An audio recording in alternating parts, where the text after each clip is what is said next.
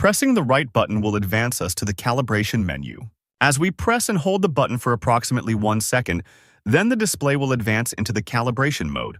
In this gauge, the options are C-temp, fuel level, trim, and reset.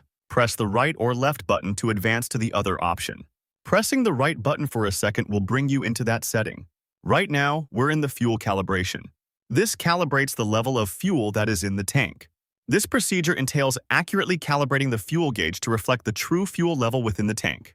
It is essential that the gauge settings correspond exactly to the actual fuel quantities.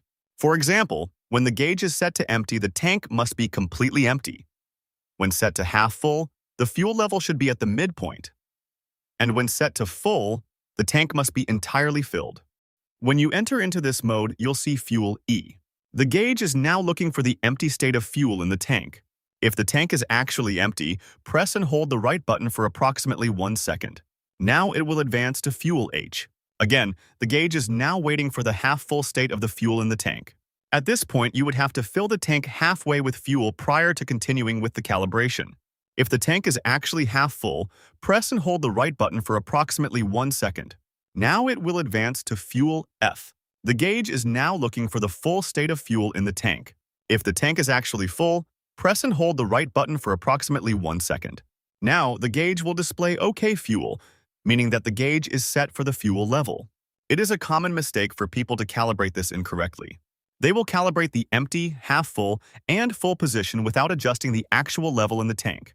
When they do this, they are actually telling the gauge that these 3 points of reference are identical.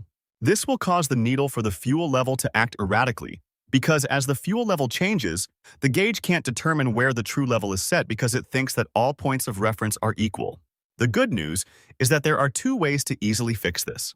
You can go through the calibration method just like before, which will overwrite what was just done, or you can reset this calibration to a factory reset, which we'll go through in just a moment. When you do a factory reset, then you will reset all settings, not just the fuel calibration. Just remember when you calibrate this that you must calibrate it with the physical position of the float in the fuel tank.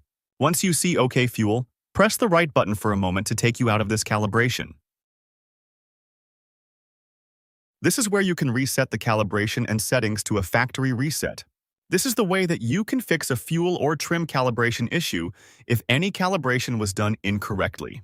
The factory settings should be close enough for the needles on the gauge to work properly.